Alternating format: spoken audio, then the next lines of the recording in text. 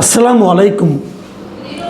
প্রিয় দর্শক, প্রধানমন্ত্রীর উপদেষ্টা ডাক্তার জাহিদুর রহমানের ভারত সফর নিয়ে যে বিতর্ক তৈরি হয়েছে, এটা আমি মনে করি এটা খুবই একটা ইঙ্গিতপূর্ণ বিষয়। এটাকে আমি কোনো দুর্ঘটনা মনে করি না। এখানে অনেকগুলো বিষয় কিন্তু কাজ করছে একসঙ্গে। দেখুন, ডাক্তার জাহিদুর রহমান প্রধানমন্ত্রীর উপদেষ্টা, সেই সঙ্গে তিনি একজন প্রতিমন্ত্রীর মর্যাদা সম্পন্ন ব্যক্তি। ঘটনাটা আপনারা নিশ্চয়ই এর মধ্যে জেনে গেছেন যে গত 14 জুন, মানে আজকে হলো 16 জুন, একদিন আগে তিনি বিকেলবেলা, রবিবার সেদিন ছিল, বিকেলবেলা ইন্ডিয়ার একটা ফ্লাইটে করে উনি দিল্লিতে গিয়েছিলেন। দিল্লিতে ওনার একটা সরকারি সম্মেলন ছিল, বেসরকারি কোনো আমন্ত্রণ না। ইন্ডিয়ান ওশেন রিম অ্যাসোসিয়েশন IORA এর একটা সরকারি সম্মেলনে উনি আমাদের দেশের প্রতিনিধি দলের প্রধান হিসাবে উনি সেখানে গিয়েছিলেন। তো সেখানে উনি একদিন আগেই চলে গিয়েছিলেন।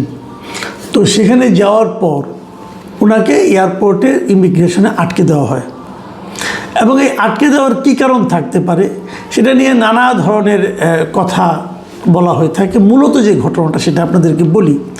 অন্তর্বর্তীকালীন সরকারের সময় আমাদের দেশের বেশ কয়েকজন কন্টেন্ট ক্রিয়েটর অথবা সোশ্যাল মিডিয়া অ্যাক্টিভিস্ট যাদেরকে বলা হয়, তাদেরকে ভারত তাদের সিকিউরিটি ওয়াচ লিস্টে তাদের নাম রেখে দিয়েছিল, মানে এরা ওখানে ঢুকতে পারবে না। এবং তাদের যে চ্যানেলগুলি ছিল, যেমন ডাক্তার জাহিদুর রহমানের একটা চ্যানেল এখনও আছে, জাহেদ স্টেক। এই জাহেদ স্টেকও ভারতে বসে কিন্তু দেখা যেত না। ভারতের কোনো নাগরিক ভারতের রাষ্ট্রীয় সীমানার মধ্যে বসে এই জাহেদ স্টেক যে ইউটিউব চ্যানেলটা আছে এটা দেখতে পেতেন না, ওটা ওখানে বন্ধ ছিল। এবং একই সঙ্গে বন্ধ ছিল আরও দুটো চ্যানেল। সেই দুটো চ্যানেল হলো, একটা ছিল আপনার ইলিয়াস হোসেনের যুক্তরাষ্ট্র থেকে, যিনি প্রচার করতেন, আর একটা ফ্রান্সের প্যারিস থেকে ডাক্তার পিনাকি ভট্টাচার্য। এই মানে 3টা চ্যানেল ভারতে নিষিদ্ধ ছিল। এই ব্যক্তিদের ভারতে প্রবেশের উপরেও এক ধরনের নিষেধাজ্ঞা ছিল, মানে তারা ভারতে ঢুকতে গেলে ঢুকতে দেওয়া হবে না, এই ধরনের একটা বিষয় ছিল। তো ইলিয়াস সাহেব এখন আমেরিকাতে আছেন, পিনাকি বাবুও প্যারিসে আছেন, এবং জাহিদুর রহমান বাংলাদেশে তখনও ছিলেন, এখনও আছেন। পার্থক্য কেবল যে বাংলাদেশে যে বর্তমান সরকার, বিএনপি সরকার, এই সরকার ডাক্তার জাহিদুর রহমানকে তাদের পার্ট করে নিয়েছেন। মানে জাহিদুর রহমান এখানে আমাদের প্রধানমন্ত্রী তারেক রহমানের একজন উপদেষ্টা হিসেবে এখানে দায়িত্ব পেয়েছেন। এবং এই উপদেষ্টার দায়িত্ব পাওয়ার মাধ্যমে ওনার দায়িত্ব হলো, প্রথমে ছিল যে পলিসি অ্যান্ড স্ট্র্যাটেজি, মানে প্রধানমন্ত্রী কি করতে হবে কি করতে হবে নানা রকম পলিসি দিবেন, এই ধরনের উপদেষ্টার দায়িত্ব পেয়েছিলেন। তারপরে বসে সেটাকে সরিয়ে উনি আমাদের তথ্য এবং সংস্কৃতি বিষয়ক উপদেষ্টা হয়েছেন। যাই হোক, তো উনি ভারতে যাবেন, একটা সরকারি দাওয়াতে উনি যাচ্ছেন, এখানে যাবেন, কিন্তু ওনাকে ইমিগ্রেশনে আটকে রাখা হয়েছে। এবং ইমিগ্রেশন থেকে যেটা হয়, যে কোনো ইমিগ্রেশন, পৃথিবীর যে কোনো ইমিগ্রেশনের কাজে এটা, ওনারা কিন্তু ব্যক্তির চেহারার দিকে তাকান না, ওনারা তাকান কাগজের দিকে, যে ওনাদের কাছে যে কাগজগুলি থাকে সেই কাগজগুলিতে কি লেখা আছে। যদি জাহিদুর রহমানের কাছে ব্যাপারে ওখানে প্রবেশের ক্ষেত্রে ওনাদের নিষেধাজ্ঞা থাকে, তাহলে ওনাকে ঢুকতে দেবেন না যতক্ষণ পর্যন্ত ওই কাগজটা পরিবর্তন হয়ে আসবে। এখন প্রশ্ন হচ্ছে, এই পরিবর্তনের কাজটা কি আমাদের সরকারের দিক থেকে পরিবর্তন করানোর জন্য কোনো উদ্যোগ নেওয়া হয়েছিল? যদি উদ্যোগ নেওয়া না হয়, ওনারা তো আপনি চেঞ্জ করবেন, এটা কিন্তু উদ্যোগ নিতে। আপনাদের একটা কথা মনে আছে কিনা আমি জানি না, কিছুদিন আগে যুক্তরাষ্ট্রের প্রেসিডেন্ট ডোনাল্ড ট্রাম্প চীনে গিয়েছিলেন। উনি একটা বড় প্রতিনিধি দল নিয়ে গিয়েছিলেন, কিন্তু তার মধ্যে ওনাদের পররাষ্ট্রমন্ত্রী যিনি ছিলেন যে মার্কো রুবিও কিন্তু ওনার প্রতিনিধি দলে ছিলেন। কিন্তু মার্কো রুবিওর চীনে ঢোকার ক্ষেত্রে এক ধরনের নিষেধাজ্ঞা ছিল। এটা চীন গভর্নমেন্ট সেই নিষেধাজ্ঞাটা আরোপ করেছিল। এবং সেই নিষেধাজ্ঞাটা কী ছিল? সেখানে বলা হয়েছিল যে মার্কো রুবিও এর আগে চীনের কিছু আচরণের প্রতিবাদ, যেমন উইঘুরে মুসলিম নির্যাতন যেটা হচ্ছিল, সেই সময় মার্কো রুবিও খুব গুরুত্বপূর্ণ ভূমিকা পালন করেছিলেন, তার প্রতিবাদ করেছিলেন মানবাধিকার লঙ্ঘনের। হংকংয়ে যখন চীনের নানা ধরনের নিপীড়ন চলে, সেটা নিয়েও কিন্তু মার্কো রুবিও প্রতিবাদ করেছিলেন। এই দুটো ঘটনার প্রেক্ষিতে মার্কো রুবিওর উপর চীনের এক ধরনের চীনে প্রবেশের ক্ষেত্রে নিষেধাজ্ঞা আরোপ করা হয়েছিল। তাহলে এখন যখন প্রেসিডেন্ট ট্রাম্প যাবেন চীনে, তখন মার্কো রুবিও ঢুকবেন কীভাবে? ওনার উপর তো ইমিগ্রেশনের নিষেধাজ্ঞা আছে। এখন এই নিষেধাজ্ঞা এড়ানোর, দেখেন এটা কিন্তু একটা রাষ্ট্রীয় শীর্ষ পর্যায়ের সম্মেলন ছিল, কিন্তু সে সময়ও এই নিষেধাজ্ঞা কিন্তু উঠিয়ে নেওয়া হয়নি। এবং তখন চাইনিজরাই, চীনা কর্তৃপক্ষই মার্কো রুবিওর নামটাকে ওখানে ওই প্রতিনিধি দলের যে নামের তালিকা আছে সেই তালিকাতে একটু চেঞ্জ করে দিয়েছিল। সেখানে লেখা হয়েছিল মার্কো রুবিওর পরিবর্তে মার্কো লু, তাদের কি নামে নামে মিলে না যায়। এটা এক ধরনের কৌশল করে তাকে তারা চীনে ঢুকিয়েছিল, কিন্তু ওই নিষেধাজ্ঞাটা কিন্তু এখনও আছে। এবং মার্কো রুবিও নাম নিয়ে উনি চীনে ঢুকতে এখনও পারবেন না। এটা হলো ইমিগ্রেশনের আইন, বিষয়টা কিন্তু বুঝতে হবে। তো তার মানে আমাদের যখন জাহিদুর রহমান ইন্ডিয়াতে ঢুকবেন, ভারতেরও কিন্তু ইমিগ্রেশনে ওনার নামে এক ধরনের সিকিউরিটি ওয়াচ লিস্ট বা নিরাপত্তা সতর্কতা একটা তালিকা ছিল, সেই তালিকায় ওনার নামটা ছিল। এটা হলো ওই কারণে, ওই অন্তর্বর্তীকালীন সরকারের সময় যা যা ঘটনা ঘটেছে সেই কারণে। এখন তখন ওই কারণে কেন তার উপরে দেওয়া হয়েছিল, এটা নিশ্চয়ই এর মধ্যে আপনারা দেখেছেন। উনি ইন্ডিয়ান গভর্নমেন্ট সম্পর্কে, ভারত সম্পর্কে নানা ধরনের কথা কিন্তু ওনার চ্যানেলে উনি বারবার বলেছেন, এবং ওখানে উনি কতগুলি শব্দ ব্যবহার করেছেন যে ভারত ইত্রামি করছে, ভারত একটা ছ্যাচ্চর টাইপের সরকার, এগুলো কিন্তু উনি বলেছেন, এগুলো আমরাও শুনেছি। হয়তো এই কথা এটা বললেই তো হয়ে যায় না, কিন্তু ওনার এই কথাগুলোতে ভারত সরকার হয়তো গোসা করেছেন, রাগ করেছেন, মন খারাপ করেছেন, এই জন্য ওনাদের ওই তালিকাতে ওনার নাম ঢুকিয়ে রেখেছেন।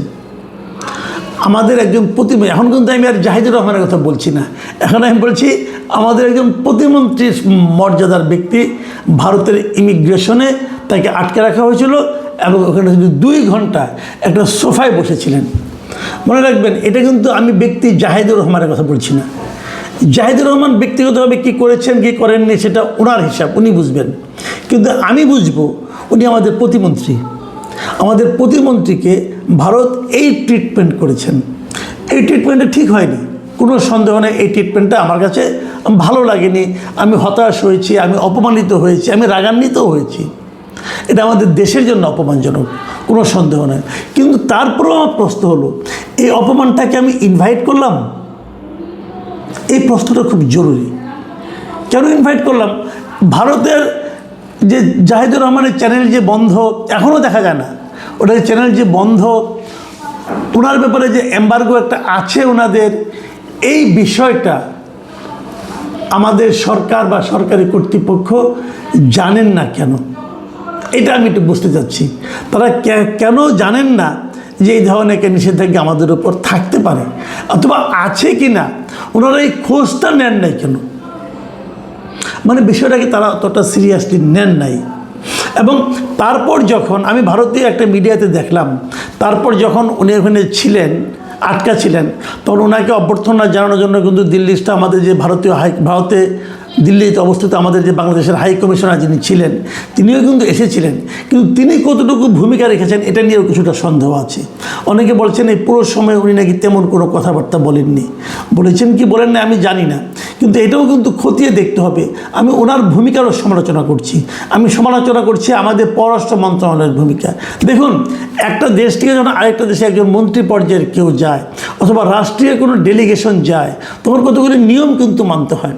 প্রথমত বিষয়টা এখানকার যিনি ভারতে হাই কমিশন আছে তাকে ইনফর্ম করতে হয় যে আমাদের লোক তোমাদের এখানে যাচ্ছে, তোমাদের কোনো আপত্তি আছে কি না, এটা যেমন ইনফর্ম করতে হয়, তেমনিভাবে ওখানে যে আমাদের হাই কমিশন আছে অথবা এমবেসি আছে তাদেরকে ইনফর্ম করতে হয় যে আমাদের এই লোক যাচ্ছে, তুমি একটু যোগাযোগ করে সব ঠিকঠাকের ব্যবস্থা করো।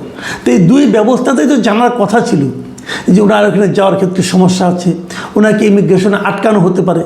যদি তারা জানতে পারতো, যদি তারা যোগাযোগ করতো, যদি জানতো, তাহলে তখনই তো এই সমস্যার সমাধান করা যেত, অথবা বলা হতে পারতো আপনি এসেন না, আপনার নামে কিন্তু একটা এম্বার্গো আছে। কিন্তু সেরকম তো কিছু হয়নি। দ্বিতীয় আরেকটা কথা, জাহিদুর রহমান সাহেব গিয়েছিলেন তার গ্রিন পাসপোর্ট নিয়ে, মানে আমার আপনার যে পাসপোর্ট এরকম একটা সাধারণ পাসপোর্ট নিয়ে গেছিলেন। যখন কেউ মন্ত্রী পর্যায়ে চলে যান, যখন কেউ সচিব হয়ে যান, সচিব পর্যায়ে যখন উঠে যান, সবারই পাসপোর্ট কিন্তু লাল পাসপোর্ট হয়, মানে এটা বলা হয় ডিপ্লোম্যাটিক পাসপোর্ট, মানে কূটনৈতিক পাসপোর্ট। এই পাসপোর্টের কিন্তু আলাদা একটা মর্যাদা আছে। এই পাসপোর্টের কিন্তু অনেক সাধারণ নিয়ম এই পাসপোর্টের জন্য প্রযোজ্য নয়। তো উনি যদি ডিপ্লোম্যাটিক পাসপোর্ট নিয়ে যেতেন তাহলে তাকে সুবিধা হতে পারতো, কিন্তু উনি ডিপ্লোম্যাটিক পাসপোর্ট নিয়ে যাননি। কেন যাননি? এটাও কিন্তু একটা বড় প্রশ্ন। সরকার ক্ষমতায় এসেছে আজকে 4 মাস হয়ে গেল। 4 মাস হওয়ার পরেও উনি কেন ডিপ্লোম্যাটিক পাসপোর্ট এখনও নিলেন না? এই প্রশ্নের জবাবটা কি আমি এখনও জানি না। এই প্রশ্নের একটা জবাব থাকা দরকার। এই প্রশ্ন উনি কেন নেবেন না, এটা তো কোনো বিনয়ের ব্যাপার না। অথবা উনি মনে করেন না আমি সরকারি লোক হতে চাই না। আপনি তো সব জায়গায় সরকারি লোক। তো আপনি ডিপ্লোম্যাটিক পাসপোর্ট নিয়ে যাবেন না, আপনি একটা সাধারণ পাসপোর্ট নিয়ে যাবেন। আপনি সাধারণ পাসপোর্ট নিয়ে যে যদি ডিপ্লোম্যাটদের মতো একটা সমাদর আতিথেয়তা আশা করেন তাহলে তো হবে না। এয়ারপোর্ট তো প্রথমে আপনাকে ওই এয়ারপোর্টে যে ইমিগ্রেশন, তারা তো ওই গ্রিন পাসপোর্টের যে মূল্যায়ন, সেই মূল্যায়নটা আপনাকে করবে। 2টা পাসপোর্টের তো আলাদা মূল্য, 2টা পাসপোর্টের তো আলাদা ভূমিকা, আলাদা গুরুত্ব। আপনি তো অতটুকু গুরুত্বই পাবেন যে পাসপোর্ট আপনি ধারণ করেছেন তার মতো। আপনি সবুজ পাসপোর্ট নিলে তো আপনি লাল পাসপোর্টের গুরুত্ব আশা করতে পারবেন না। এখানেও কিন্তু একটা ঘাটতি আছে। অনেকে এমন কথা বলে থাকেন, এই কথাটা যদি আমি ঠিক সমর্থন করি না, কিন্তু কেউ কেউ বলেন, যেহেতু বলেন আমি আপনাদের সঙ্গে একটু উচ্চারণ করতে চাই।